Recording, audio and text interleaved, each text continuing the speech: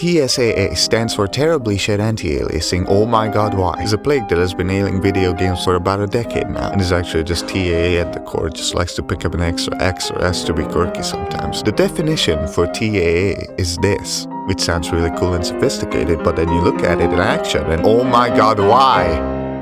Now this will not come through fully in a compressed to oblivion YouTube video, but I'll try to get my point across. So, temporal anti-aliasing is supposed to reduce flickering or jaggies on the edges of objects, primarily while things on screen are in motion. And to its credit, it does. It does do that pretty well. What it also does is make me feel like my character is perpetually tipsy and in need of a pair of glasses.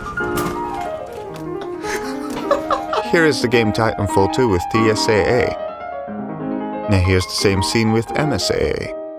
Now you might say, I literally see no difference. What's the problem? This could be because A, like I said, this is a crappy YouTube video. The difference is mostly only perceivable when you play the game yourself. Or B, because they got you. It's too late. You've been brainwashed. It's over. Allow me to show you what TSAA looks like to my eyes.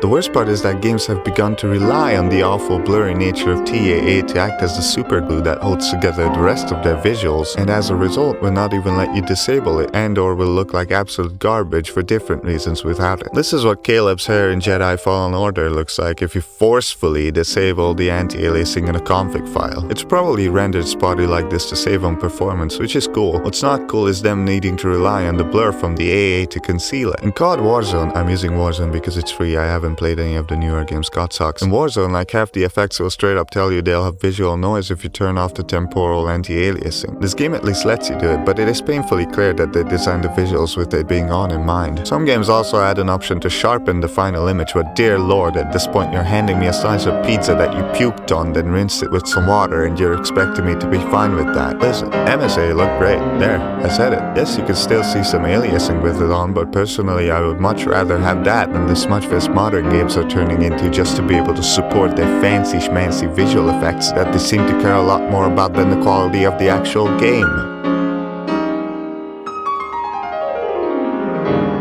At the end of the day though, the Titanfall 2 settings menu puts it the best. TSAA offers the highest anti-aliasing quality with the most stable image and highest frame rate, but MSAA could be considered more crisp by some. I am the some, Respawn. Why didn't you put it into Apex, you pieces of shit?